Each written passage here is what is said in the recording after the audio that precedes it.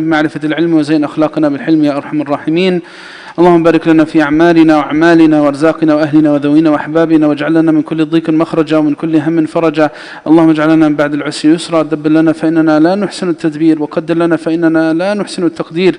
اللهم ربنا إنا نسألك حبك وحب نبيك وحب كل عمل يقربنا إلى حبك، واجعل محبتك ومحبة نبيك محبة تنجينا بها يوم الدين يا رب العالمين. Oh Allah, we call upon you, we pray to you, we beseech you, we ask you by your names and attributes to bless our lives and our livelihood, to bless our families, and to fill our hearts with your abundant mercy, and to fill our homes with your abundant mercy, and to guide us to your pleasure, and to facilitate for us our affairs. Oh Allah, we ask you to bless this masjid and to bless our community and our families.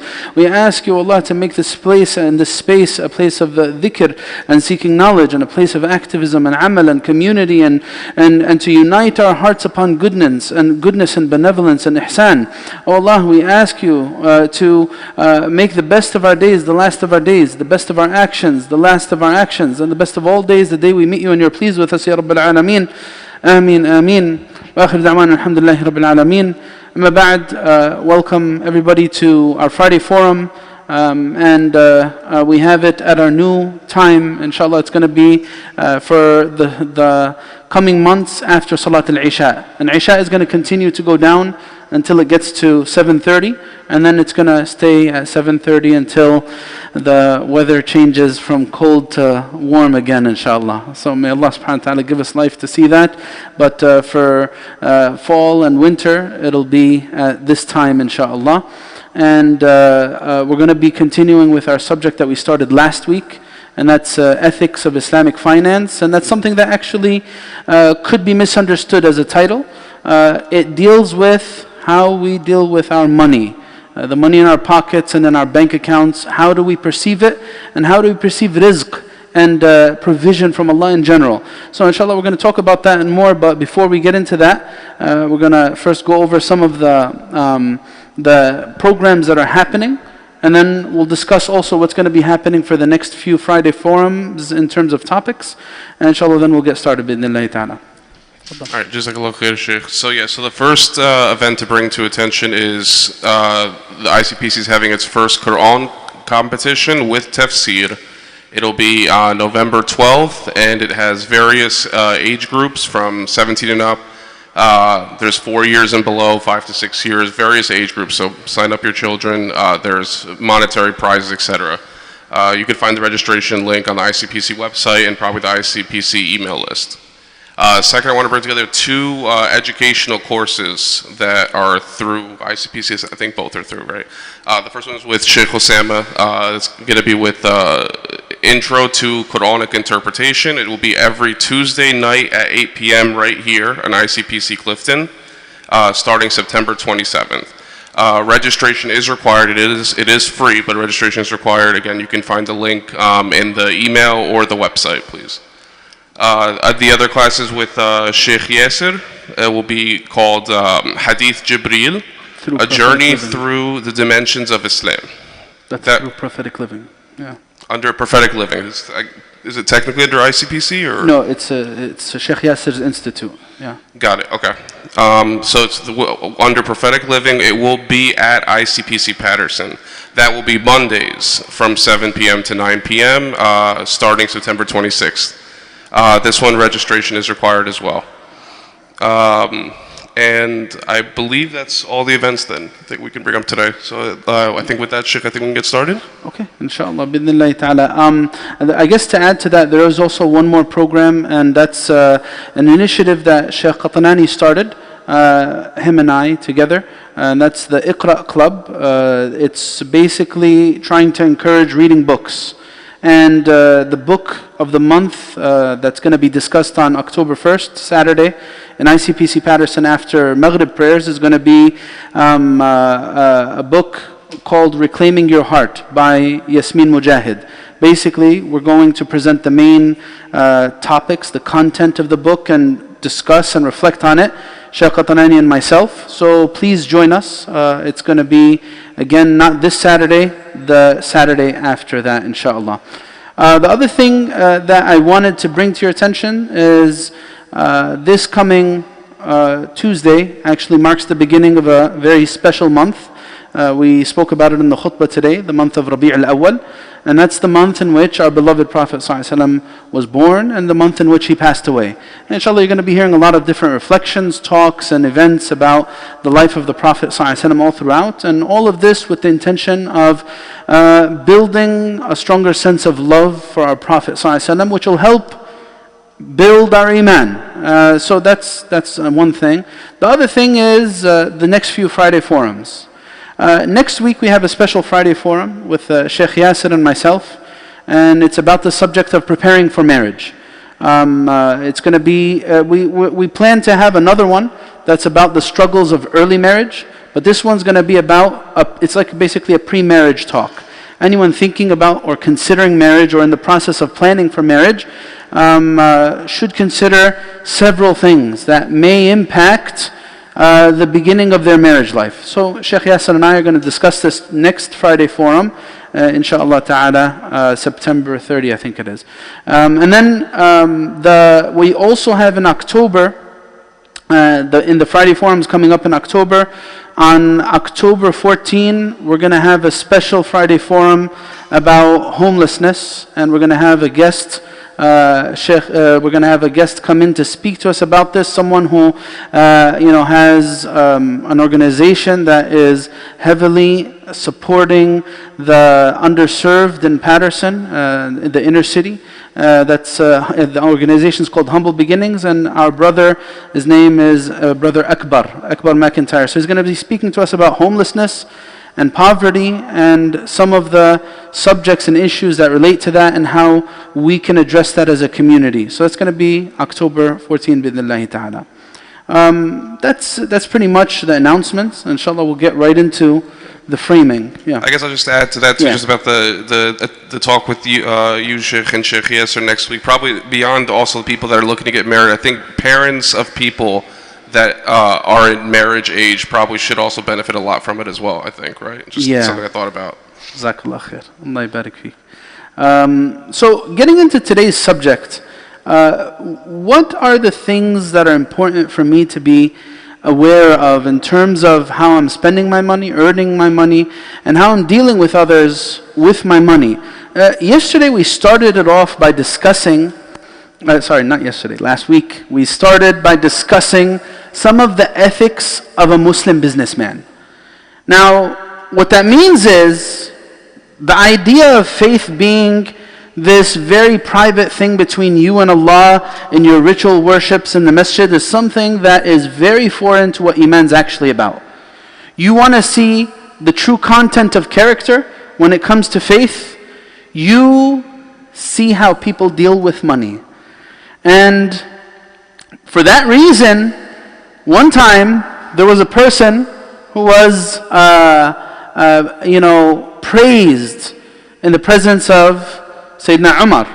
And Sayyidina Umar saw this man speaking very highly of another person. So he said, "Have you ever traveled with him?" The man said, "No." And he said, "هل عاملته بالدرهم والدينار الذي تكشف فيه معادن الناس?" Have you ever dealt with him with the dirham, the silver coin, and the dinar, the gold coin, that exposes content of character? He said, "No." And he then said another third thing, and then after that he said, إِذَنْ أَنْتَ لَا تَعْرِفُ. When these three things were not met, the person never traveled with him, never dealt with him financially, never lived with him, I believe that was the third one. He said, "You have no idea who this person is." When do you know people? When they're put to the test. And that's why, last week we mentioned this, that partnership actually shows a lot of how truly believing a person is. There was a companion we mentioned, let's see if anyone remembers, we mentioned him last week. You guys remember who the partner of the Prophet ﷺ was? It's not one of the common, well-known companions. Anyone remember what his name was? His name is worth remembering, because he teaches us a really important lesson. His name was As-Sa'ib, Ibn Abi As-Sa'ib. And he walked in, and people began saying nice things about him. He was well liked. So then the Prophet ﷺ said, "Ana a'lamukum bihi." I know him better than any of you. So then he said, نعم كنت شريكي في الجاهلية. He said about the Prophet ﷺ, فنعم الصديق كنت لا تداري ولا تماري. You were the best partner I could ever wish for. You were someone who was genuine.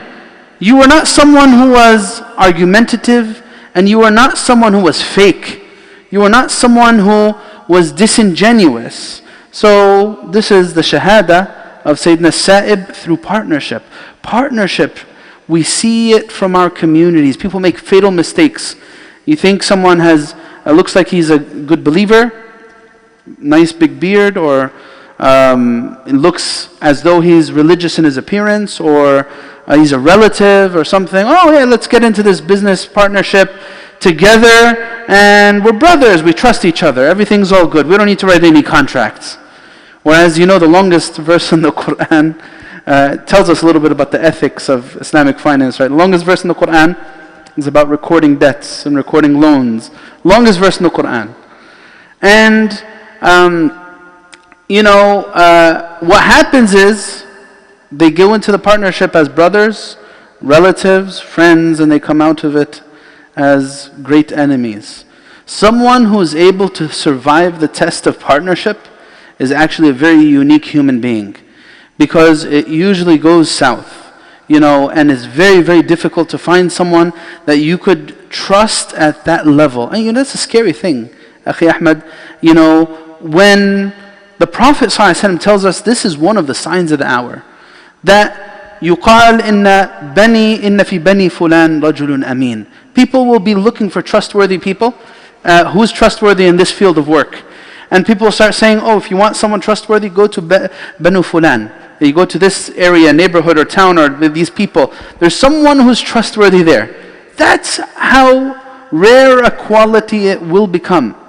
When we spoke last week about ethics of Islamic finance, we spoke about how our deen teaches us that you cannot steal each other's customers. That's an example. لا يبيع بعضكم على بيع بعض. You cannot sell over the sale of your brother, because that's unethical.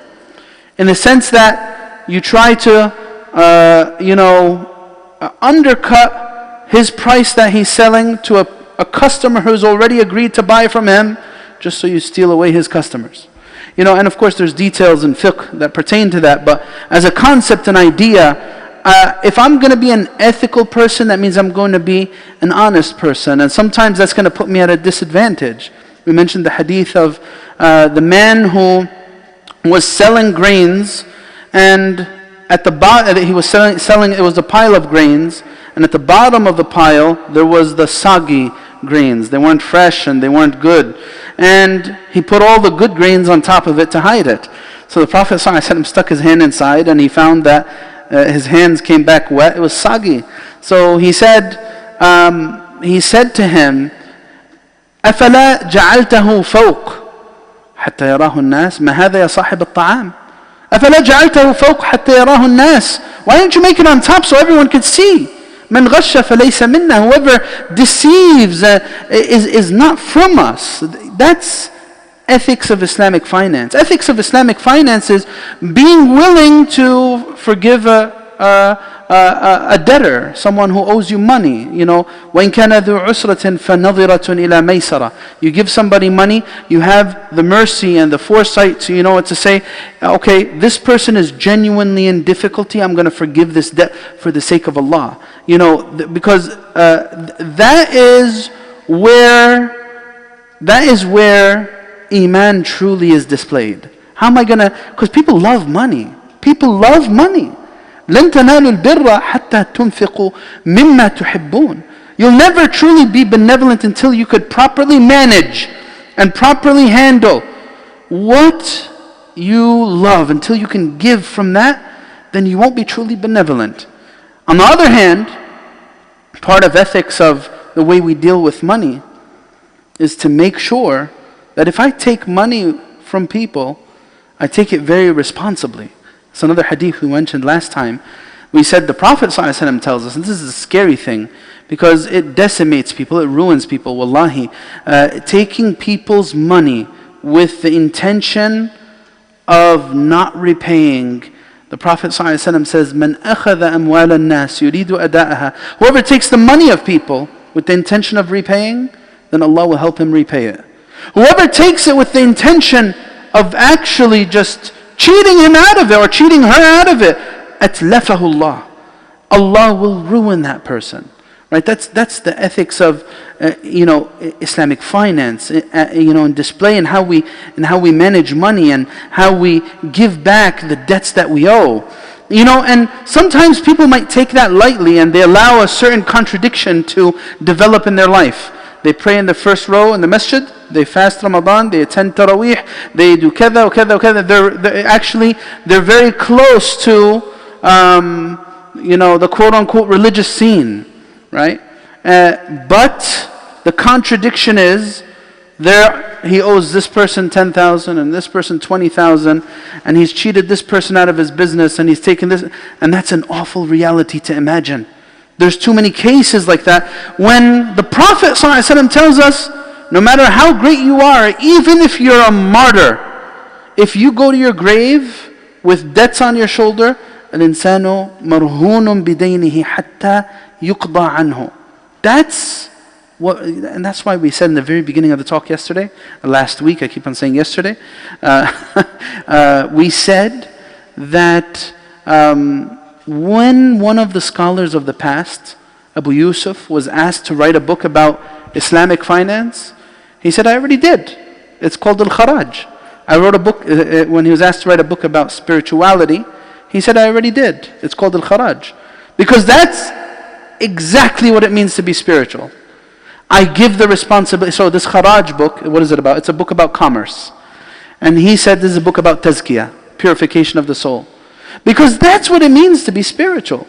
Redefining worship.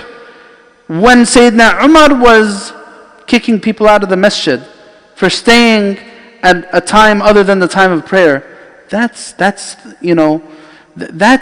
thought. And what was he saying? He said to them, you know that the heavens don't rain gold and silver. That's the attitude of the mu'min. I need to be responsible, I need to earn, and if I do that, I'm actually going to be doing a special type of worship. Right? What can we add to this discussion? That's what I'm hoping that we'll get into today. Subjects of consumerism. People, when we say consumerism, what do we mean? People buying things just for buying them, for the sake of buying them, going after brand names. Whenever you feel a spiritual or emotional void within, you go on a shopping spree and you have to go to the mall. Right? You got to order things from Amazon. And people have an addiction. Some people have an addiction of ordering things from Amazon. I'm going to order from Amazon. I'm going to look at it. I'll return it. I'm going to order something else from Amazon. I'm going to return it. Just because there's a sense of faragh. Some of you are laughing, but it happens. It happens. People do this. We're human beings. Sometimes we feel a little empty on the inside, and the worst thing that you could do is fill it in the wrong way. Fill that emptiness in the wrong. Some people binge watch, or some people overeat when they fill that void on the inside, and some people overspend. Consumerism. That's a thing where, alright, the iPhone 14 is coming out and everyone's getting it, so hey, maybe I should get it too. Why not? Do I need it? No, but I could get it, so I should. Right? Consumerism. That's one thing that we want to tackle. Wealth management. What does Islam say about how it's important for me to manage my money? How it's important for me to make sure I prepare for certain life events. Like inheritance, for example, and what am I leaving behind? Is that an important religious consideration for someone? Should I care about how I leave my children after I go? Is that a religious consideration? I should care about that religiously and financially, in both worlds. So wealth management, debt obligations, we already touched upon it slightly. Living standards, it's a big discussion. How am I choosing to live? All right, am I pushing myself to live in excess that is actually causing me all kinds of stress and anxiety? All right, how do people perceive, wealth? How do people perceive poverty? You might, and this is something important to address, because you might find a discrepancy.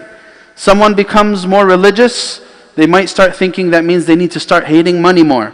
or hating working more. You need to somehow, just live in the masjid. That's an attitude. Some people actually are the opposite, where they're so fixated on earning that it takes a greater priority than all else in life. Children, family, and religious obligations, all else. So how do I perceive, is wealth a blessing? Or is it a punishment? Or can it be both? Is wealth a blessing, is poverty a blessing or a punishment? Or can it be either? How can I balance between what my deen has said about wealth and poverty and about how people in society view it today? So these are some of the things that I'm hoping will and I hope you guys join us for the discussion. I know that was a little bit of a long framing, but hopefully we'll be able to speak about some fruitful things. Please text us your questions here. Again, I know sometimes we get the mortgage questions and stuff like that. Everyone's dying to know, hey, can I get a house with a conventional mortgage? We're not going to address those types of questions. This is not meant to be a fiqhi discussion, but we want to talk about how I view rizq, and how I view the razzaq, the giver, and the blessings, a spiritual discussion, inshallah. Yeah, so, that's the framing. I don't know if you'd like to get started in a particular way, Akhi Ahmed. All right, Jazakallah khair, Shaykh. So, I think there's a lot of options of directions we could take this. So I think trying to keeping the questions a little bit away from fiqh detail per se, and I guess I can ask the audience when you send the questions, try to keep them less fiqh specific and more general questions. But I guess in the first one, I think the interesting one to talk about is that balance between the deen and what it says about wealth versus poverty. So at some level, yeah, we know that we've heard the strong Muslim is better than the weak Muslim, and I think you talked about these principles a little bit last week too, and the one who gives is better than the one who takes and all that, and then but balancing, not letting get in the way and making that a priority. So can you talk about how we could start to find that balance? Because I think that's the one where people get lost in the most tricky, because I think when we all strive for our wealth, I think we all we justify it to ourselves. I think to myself included, where I say I'm doing it for the right reasons. I'm going to use it for the right reasons. But I think we could all see very easily we can see the trick coming in where the intentions are trying to be for pure reasons, but then it starts to become for just acquiring wealth and for greed purposes, right? So where does that line start to be when we know our heart is not doing it for the right reasons? So look, there's a lot of things to consider in answering that question. First off, where am I earning it from? And then where am I distributing it to? And then how am I perceiving wealth and how am I perceiving poverty? All of that helps in the balancing act. In terms of where am I distributing it to, can it be for a really good reason? As we said, there's a hadith. Look at this hadith. It's a nice hadith. Sayyidina Ibn Mas'ud, after Hajjat al-Wada', after the farewell pilgrimage, he got very sick. And he actually thought that he was on his deathbed. He actually didn't die. But the Prophet ﷺ came to visit him. And the Prophet ﷺ, he asked the Prophet ﷺ a question. I'm as sick as you see me, and I have children, and I have money. أَفَأَتَصَدَّقُ بِثُلُثَيْ مَالِي? Should I give 2/3 of my wealth in charity? Would that be a righteous way to spend my money? I've earned, now how should I spend it? So then the Prophet ﷺ said, لا. So then he said, أَفَأَتَصَدَّقُ بِالشِّطْرِ? Should I give half of that? The Prophet ﷺ said, no. So then he said, what about 1/3 of my money? The Prophet ﷺ told him, الثُّلُث. وَالثُّلُثُ كَثِيرًا. And look at these words. This is where it ties into, all right, what's the purpose behind this? Is it a righteous purpose or not? Earning. He said, إِنَّكَ إِن تَذَرْ وَرَثَتَكَ أَغْنِيَاء خَيْرٌ مِّنْ أَن تَذَرَهُمْ عَالَةً يَتَكَفَّفُونَ النَّاسِ. Prophet ﷺ gives us words of wisdom. He says, for you to leave your inheritors well off, not in need of asking people for financial assistance and support, is better than you leaving them in utter dependence on others.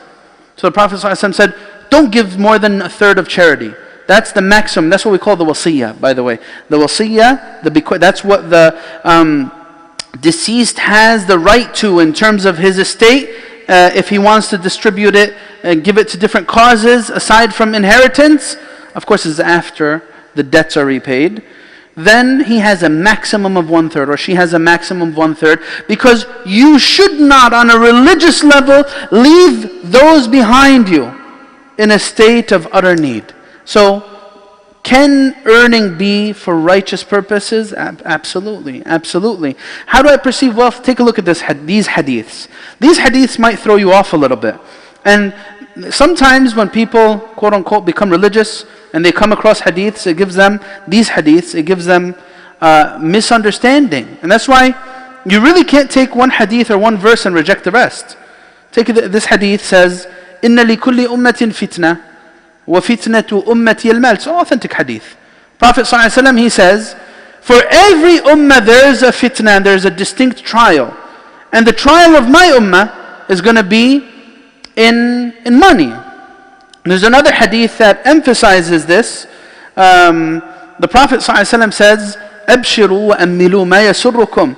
Hey, I'm giving you glad tidings and good news. He said, فَوَاللَّهِ مَا الْفَقْرُ أَخْشَى عَلَيْكُمْ. He's telling a people who are so impoverished, right?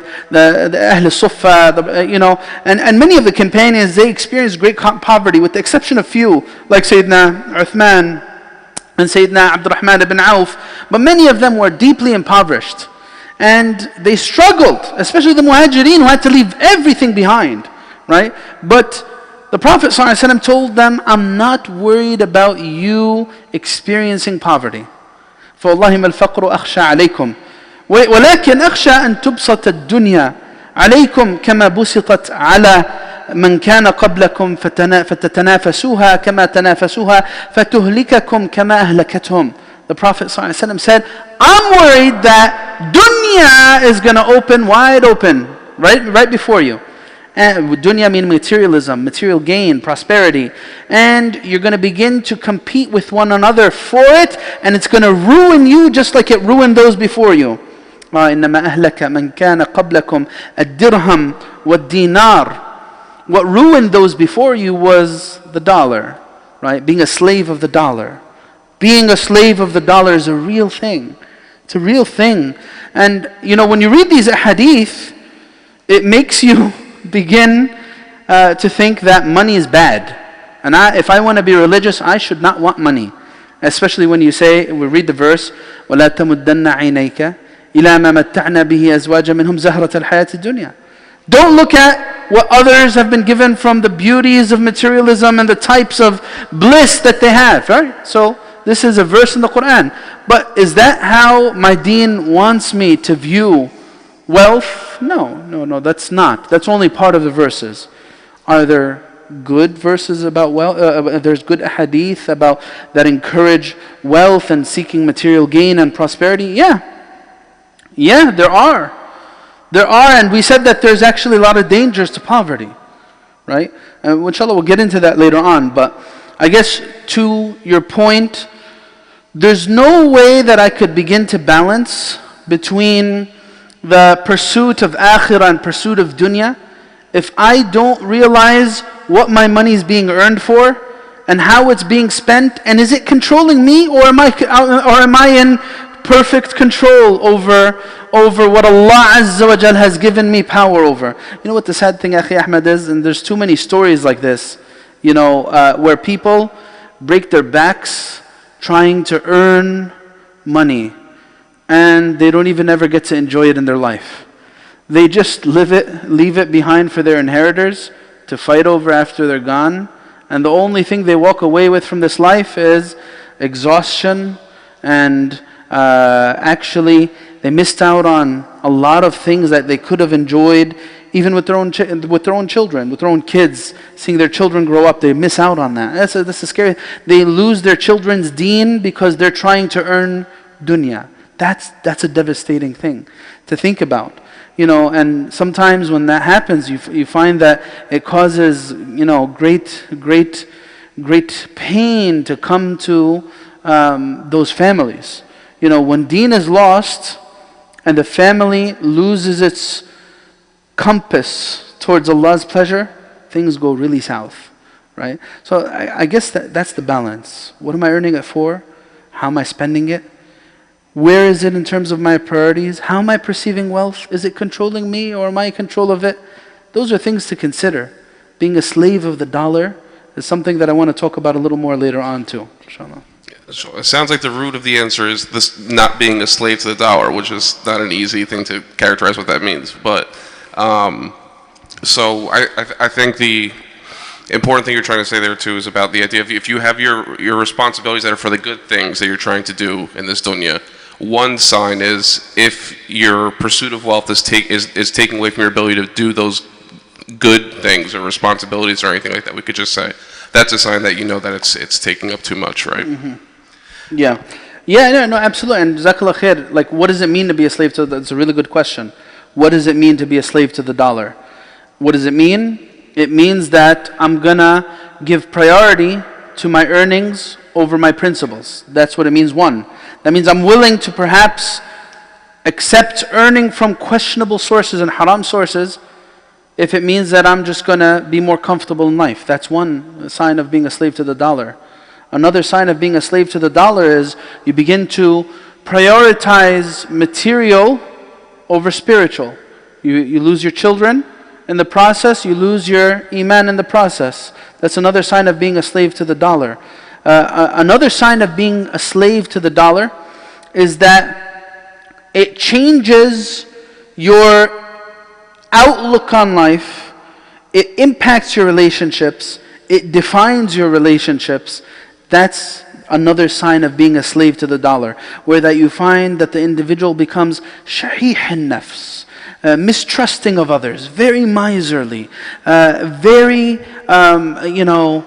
standoffish when it comes to dealing with people. Why? Because khalas, what am I thinking about? I'm thinking like a capitalist.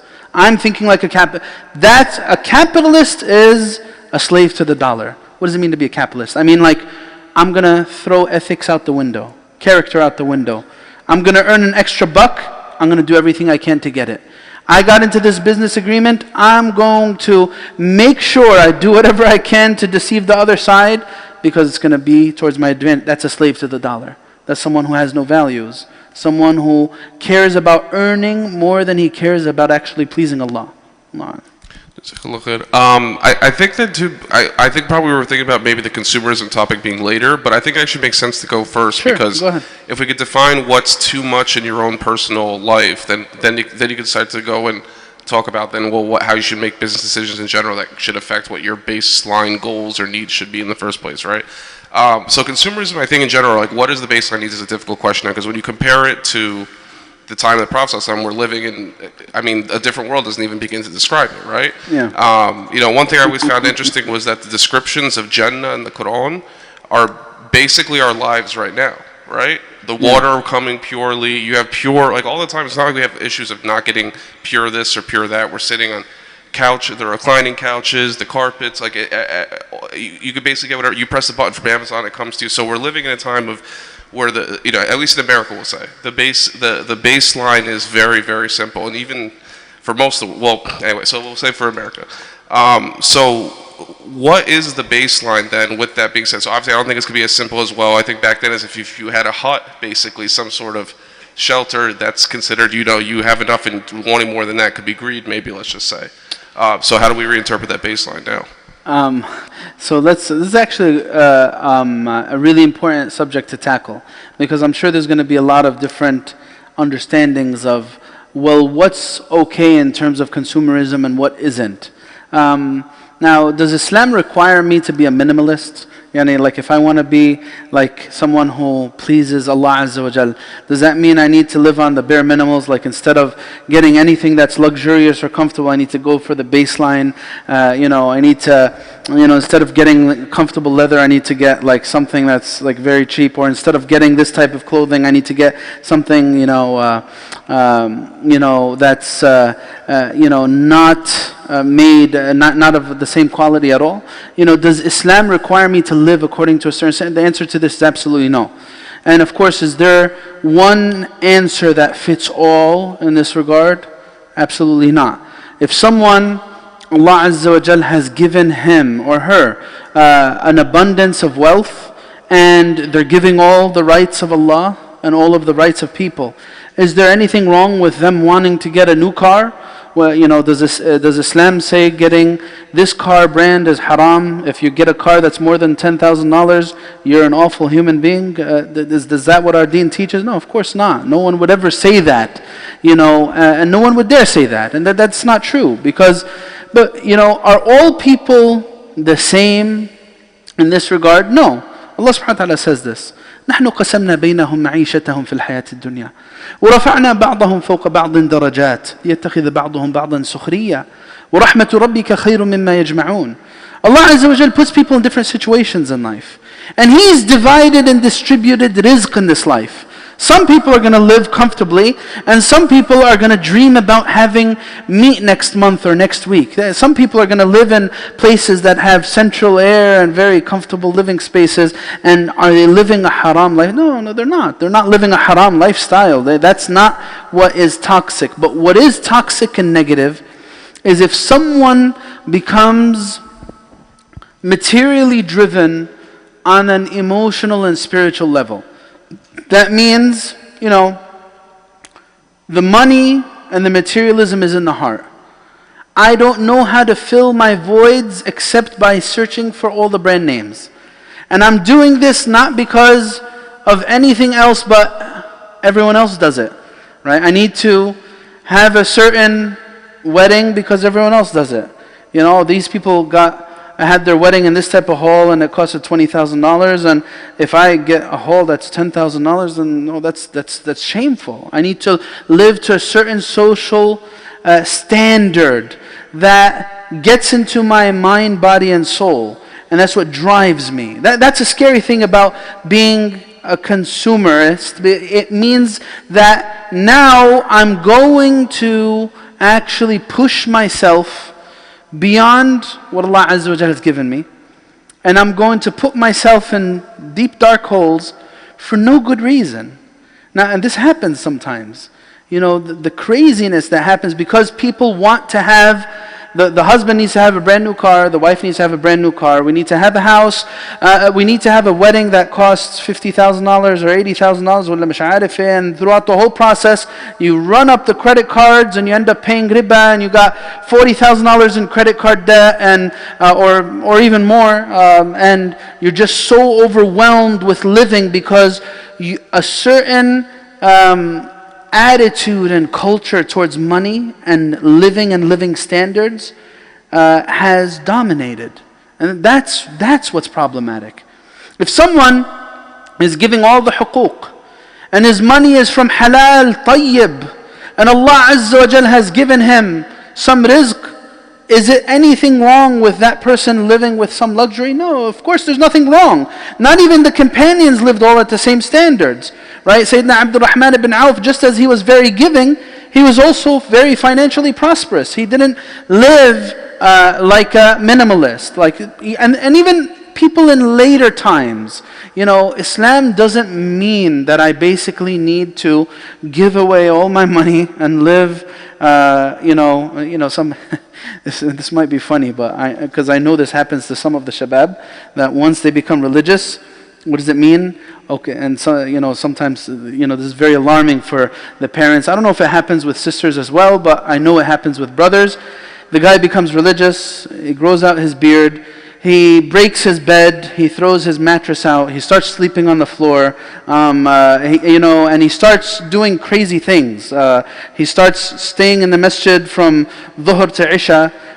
He doesn't want to get any job because this job has this shubha and this job has that shubha, and he abandons earning altogether because you can't work today without being in shubuhat. Some people, this type of person, if Allah blesses this type of person, they'll abandon these extreme practices and they'll come to a certain level of moderation with time. Sometimes they can't keep up the act and they leave it altogether, and that's a scary thing, that you push yourself to such extremes and then you can't keep up with it, and then you just fall off, right? So there needs to be a balance here. We should never ever perceive that if someone, because the Prophet ﷺ says this, نِعْمَ الْمَالِ الصَّالِحِ لِلرَّجُلِ الصَّالِحِ if the rights of Allah and the rights of people are discharged dutifully, then in that case, blessed is the pleasant wealth for the blessed person. So this is an attitude. Wallahu alam, yani. There's a lot to add to that, but that's like... Well, yeah, I think that actually segues kind of well into the point that I wanted to get from the consumerism part. So, like, for example, like those people, like the jobs that have shubahat, and you have to make those tough decisions. Well, but you have to earn a living, right? But to what extent should that need of earning a living make you deal with the shubahat? So, for example, I mean, if without going to those shubahat, you can get, for example, some sort of modern day shelter that has heating, has running water, has a bathroom, again, stuff that no one's had before like 200 years ago throughout all of history, right? So, I mean, again, with this baseline, and then does that start to cross the line where that doesn't justify dealing with shubahat if you don't have to, if the only way you're going to go beyond that is by going with shubahat, then that's I guess where I'm asking where that line should be. Look. This is this is something that needs to be understood and contextualized properly. On one end, I really think that it's good for people living in the West to get exposed to difficult circumstances. It's actually one of the biggest blessings to actually experience not having. Okay, I don't have internet. Okay, I don't have money to go here or buy this or buy that. It's actually one of the biggest blessings. Sometimes parents, they establish themselves and they want to give everything in life to their children, and they make a fatal mistake. They'll buy their kids new cars, they'll get them set up with everything, and the kids won't have a need in the world. And what does that end up doing? You pamper the children to the point where they don't know how to live. And Sayyidina Umar teaches us a very important wisdom. He says, "Ikhshawshinu fa inna ni'am la tadum." Make sure you harden yourself up, because blessings aren't always guaranteed to stay forever. You might experience. So that's one of the things that, if you see how people are living, in other parts of the world, getting exposed to that lifestyle actually can build character. It can build character. This is one of the scary things about living in the West. When you have everything, it could sort of cause a sense of wahan, right? The Prophet ﷺ describes this. Wahan is weakness, a sense of weakness, and he explains what wahan means. He says, "Hubb dunya," love of this world to the point where it makes you have antipathy and fear of death, and it makes you so attached to worldly things that you can't live without them. So tests are different from other tests. And what am I trying to say is, a test from a person for a person in the West might be like not having internet. That would be a test for someone in the West. Back home, having internet, people will laugh in your face. What do you mean what's wrong with not having internet? A test for us is like not having heating, or not having basic living. We don't have meat, or that's a test for people in the East, right? Back home in some of our countries, that's a big test. But if you tell them, oh, you don't have internet, oh, who cares? What's wrong with that? So what I mean is, that's one side of it. You should not allow yourself to become someone who's so attached. And one way of getting out of that is exposing yourself to being in need sometimes. Don't give your nafs whatever it wants. Because if you do that, then it's a bottomless pit. The other side of your question about the whole shubuhat thing, beware of this. Because I get so many people who come to ask me questions. Can I work in this type of job? Can I work in that type of job? And the thing is, if you want to find something that is 100% without any questionable thing, you're probably not going to work. You're probably not going to work. Especially in the West, what we're talking about, because there's always something that's questionable.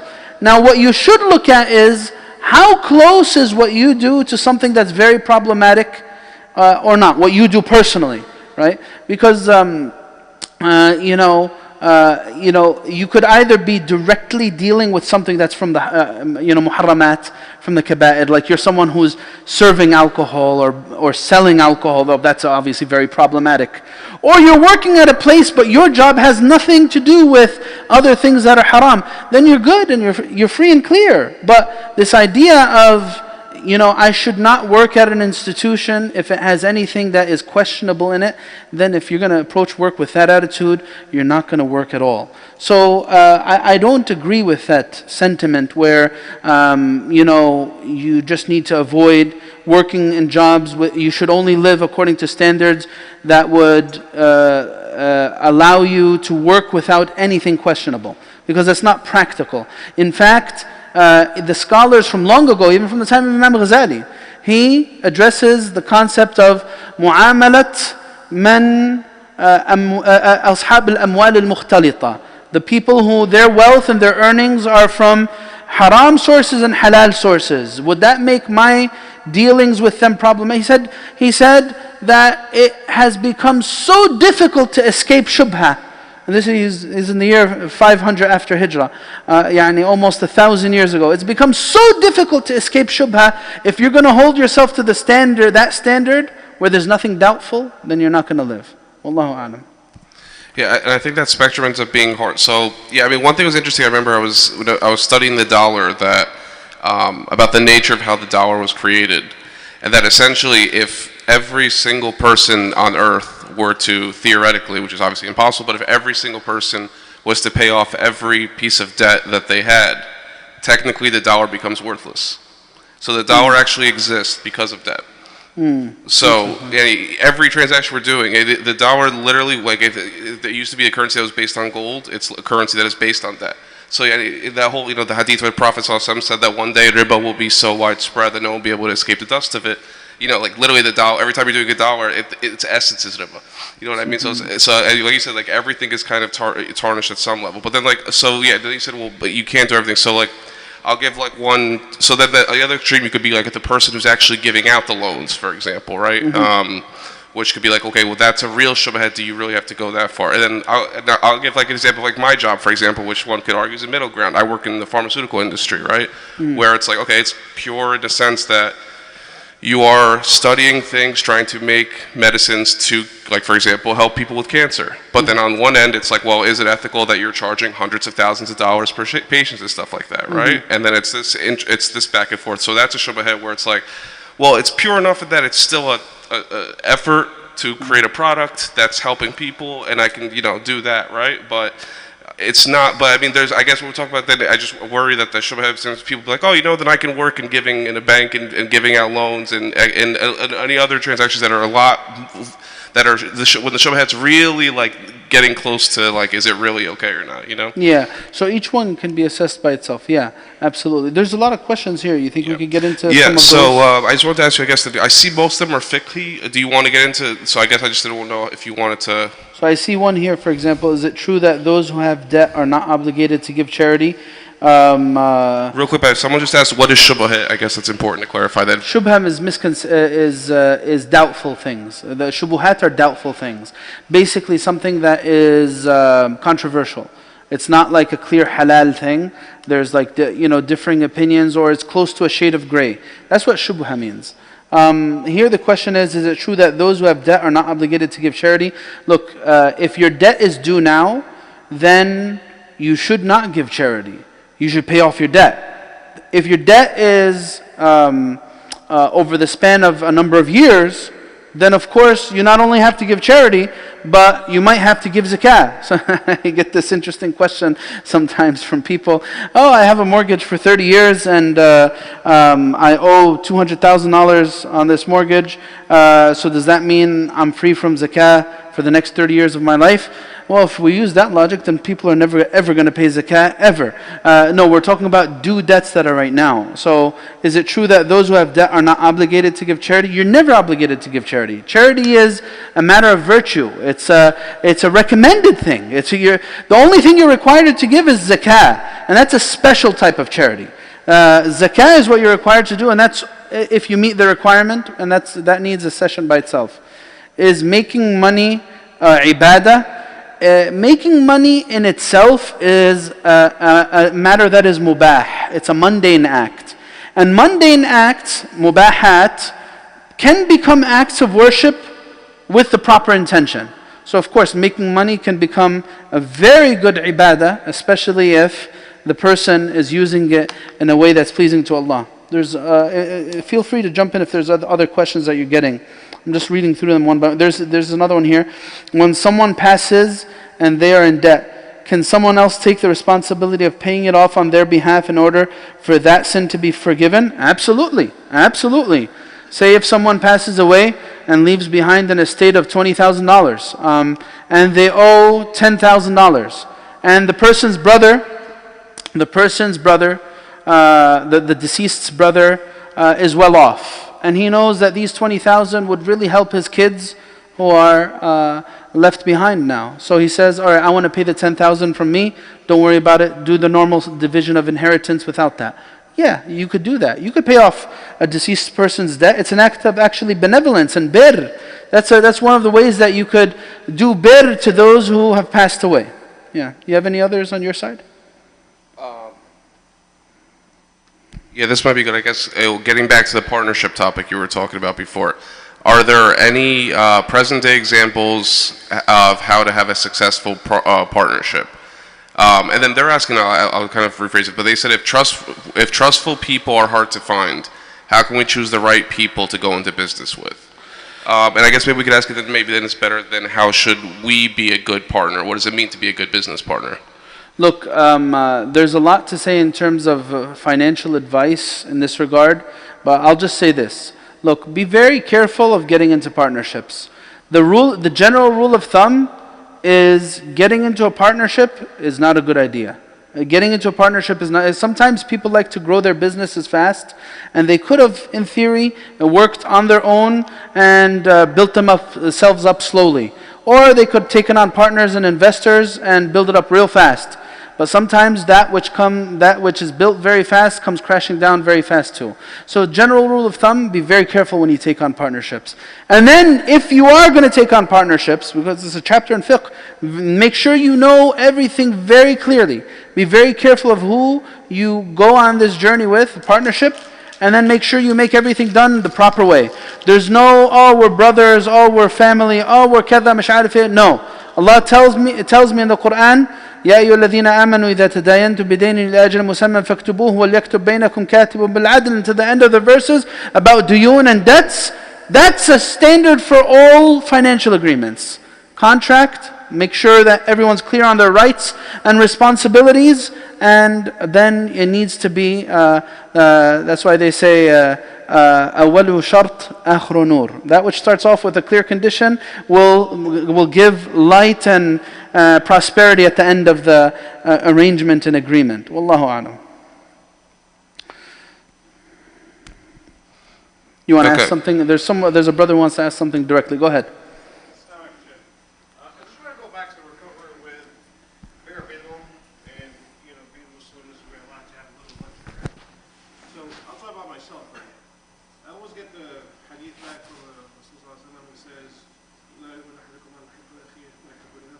Mm-hmm. So how could I have luxury when there's people I could give to, instead of having a luxury I could get the bare minimum and give that to someone else? How am I allowed to have luxury if there's someone else needs of that, and I'm with the hadith of Rasul will not be... Yeah, so the hadith of the Prophet ﷺ is you'll never truly believe and experience faith until you love for your brother what you love for yourself. Of course, that doesn't mean that I give half of what I own to my brother so that he can have just as much as me. That's not what it means. There's three levels of love. There is salamat al-sadr. This is not harboring ill will towards anyone. And then a higher level, which is difficult to maintain, is loving for your brother what you love for yourself. It's not an actually easy thing to maintain. Loving for your brother what you love for yourself. And then a third level beyond this is ithar, is putting your brother before your own self. That's something very, very, very difficult to do. So these are three levels of iman. When it comes to your responsibilities and duties towards others, it's very important to note that what you have as a requirement upon your shoulders, 1, zakah, 2, النفقة الواجبة على مياسير المسلمين. That this is if you know someone in life or death situation, or someone in absolute dire need, someone who's going to die from poverty, die from hunger, then, and you're well off, then it becomes required upon those who are well off in the ummah to pay to make sure that people don't die from poverty, especially their Muslim brothers and sisters, but people in general as well. So, but at the same time, there has always been this fluctuation in the standards in the lives of people, from the time of the Prophet ﷺ until this very day. So it's very impractical to say, well, it's very meritorious if you cover your children's rights, because look, we live in a world that has a lot of imperfections. And if I go into it with savior mentality, I'm going to bury myself. There are so many things in this world that we wish we could correct, but we really can't. But what Allah Azza wa Jal has put me responsible for in the most immediate is what I'm going to be asked about the most. What? My spouse, my parents, my children.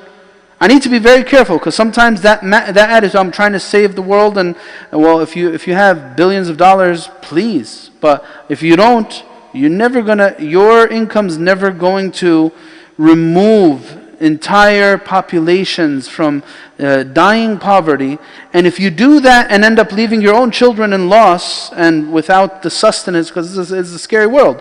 At any moment, the breadwinner for their family could have a heart attack and pass away, and who's going to care about the children? They're going to be lost. They're going to be lost. So there needs to be a balance between giving and securing what Allah Azza wa Jal has made you responsible for.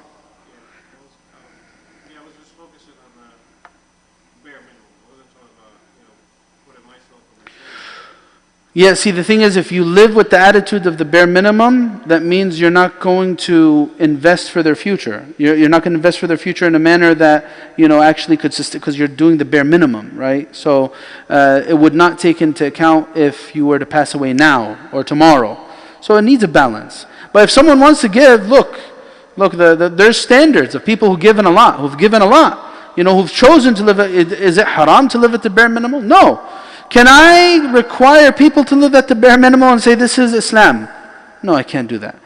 So for example, the Prophet ﷺ, Abu Bakr, he brought money, but this is special for Abu Bakr. He brought his money, and he gave his money to the Prophet. And he said, what did you leave for your family? And he said, I left for them Allah and His Prophet. Right? That's a standard that we have in our religion. But not everyone's Abu Bakr. And you need to be very careful, because also our reality is not like the reality of Sayyidina Abu Bakr radiallahu anhu. Very careful about the future of the children, because again, poverty, this is one of the things we mentioned last week, that إِنَّ الرَّجُلْ إِذَا غَرِمْ استدان فحدث فكذب ووعد فأخلف. We wish that we could just give all our money to charity and have that type of iman. Allah will take care of my kids inshallah, and everything will be all good. But what happens is, sometimes it doesn't go that way. When people find themselves impoverished, it changes character sometimes. It becomes very difficult to adhere to principles. Wallahu a'lam. That's what I would say about that. Jazakallah khair. Does anyone else have a question they'd like to ask directly? Anyone else? Okay. I think we're coming close to finishing, but if there's a few more questions that are critical, we could answer them. Well, I was just going to say there was the same question kind of from two different people about parents having debts, and what should you do as a child of a parent who has debt? Should you help them, or are you responsible for it? A parent who has debt? Yes. Are you responsible for the debts of your parent? Well, do they have money to pay it off? If the answer is yes, then you're not responsible for it. If the answer is no, they don't, and you're financially well off and your responsibilities are covered, then yeah, that would be if your parents are poor and their basic needs are not met, it would be an act of birr and sila to do that. Of course, Yeah, even for non-parents, if your brother passes away or your brother is in deep debt and you were to help him, this would be a great act of great birr, So especially for the parents, it would be that type of situation. Wallahu a'lam. Maybe we could do maybe one or two more questions and we'll conclude. Okay.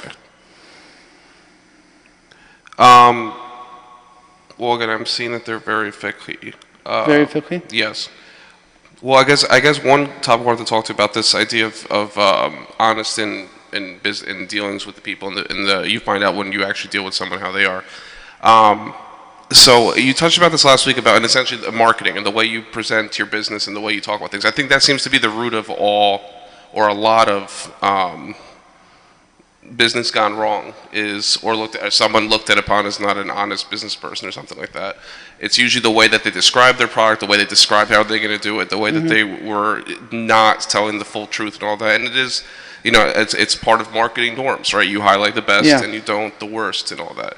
Yeah. So I guess just at some level, what is the line with that? Because it's, so should you be going out of your way to say all the negatives of everything that you're doing? Should you not even, let's say you actually don't even have an advantage over anything else in the competition? Should you totally just say, hey, listen, my product's inferior? For salespeople, the Prophet ﷺ says, فَإِن صَدَقَا وَبَيَّنَا بُورِكَ لَهُمَا فِي بَيْعِهِمَا وَإِن كَذَبَا وَكَتَمَا مُحِقَتْ بَرَكَةُ بَيْعِهِمَا. I know salespeople won't like these words, but the Prophet ﷺ says if they're honest and they expose what they're actually selling, then Allah will give them barakah. But if they conceal and lie, then the blessings of their sale will be gone. I know it's not a good sales tactic, but that's on a religious and ethical level, that's how we deal. And of course, I should encourage the buyer to, I should not sell defective products to begin with. I should not do that. And I should not try to mask the defection in a product just so that it could last long enough to get out the store and then it's going to break down in a month or two, and I know this. That would be so unethical. Especially if I'm masking it, if I'm trying to hide the flaws, like I'm doing certain things to make it look brand new even though I know it's not brand new. That's unethical. Even though it might get you more money, you just can't do that. You could encourage the seller to inspect the buyer to inspect the item, to bring an expert to look at it if they want to, and you could make the onus upon the buyer. That's fine. But if you know something is fundamentally wrong with what you're selling, don't try to make it seem like it's absolutely pristine and fine, right? So Allah Alam, that's what I would say to that. Yeah. Last question, or last two questions. Go ahead.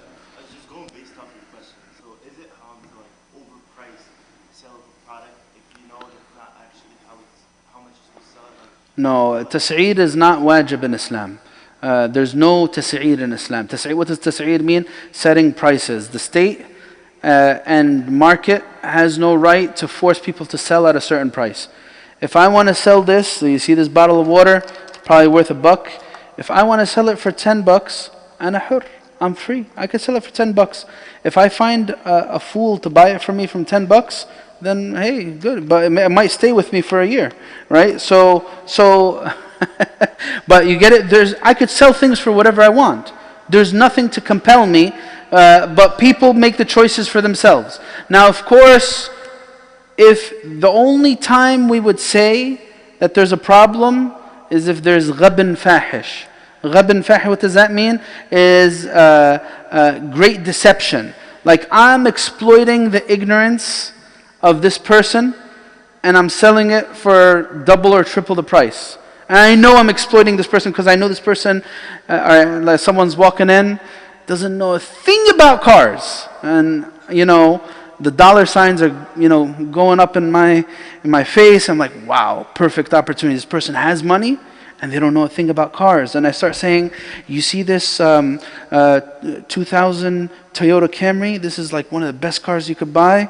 And it's actually, it has a very high market value and you could stay driving on it for years to come. I'm going to sell it to you for a great price. I'm going to sell it to you for $20,000. I'm just thinking of a foolish example.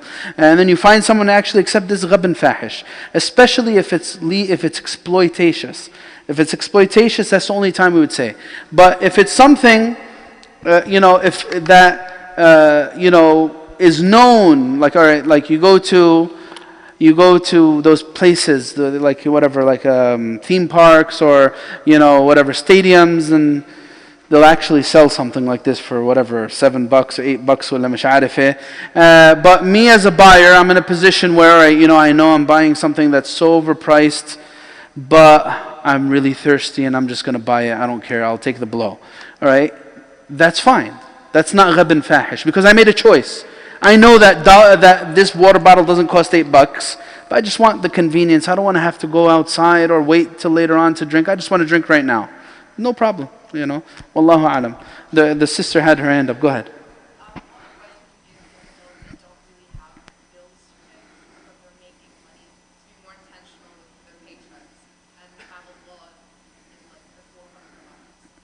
Save your money, invest it, and make sure you give all the huquq of Allah in it. That's advice for because once you have bills, that money is going to evaporate. When you have kids, it's going to evaporate even faster. So do that. Make sure you give the rights of Allah. It'll give you barakah in your money. And make sure that you invest it. By the way, this is another thing in terms of Islamic ethics and the way we manage money. I get a lot of questions about the wealth of children. How should we handle that and manage? Do I have to pay zakah on the wealth of children? The answer is absolutely yes. And there's actually a hadith that says, for that reason you should invest the wealth of children. Don't just keep it there stagnant. Because what's going to happen with time, that money is going to quickly dwindle, right? Because it's not being invested and it's not bringing you more money in. So that's why the Prophet ﷺ actually says in the hadith that to invest the wealth of children, كَيْ لَا تَأْكُلْهَا الصَّدَقَةِ, so that sadaqah doesn't consume it. Wallahu alam. So I would say do those things. Make sure you give the rights of Allah. Make sure you save it up and make sure you invest it. Because investing is one of the most halal ways to earn. Investing in halal. So the last person, someone had their hand up here and then we're done.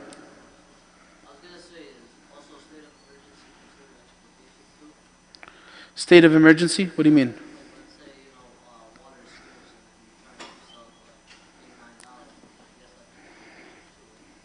Can I just expand that to make it even just a more broad question? Because I think it's someone asked it's about price gouging, and I think even to make a broader example is for example, the beginning of the pandemic. I was going to say that. Yeah. Okay, then go ahead. So monopolizing needs of people, like in the books of fiqh, they talk about monopolizing staple grains and staple goods. That is something, al-ihtikar. That's something that's not allowed. If it's staple grains and staple foods, meaning that they're essentials of life, and I'm hoarding them just so I could price gouge. If that's the case, then the state and an Islamic state would not allow that. That it would get involved in that. And I guess you could liken that to what's prohibited in terms of the pandemic, with the sanitizer, the masks, when we were in there, and people were selling sanitizers.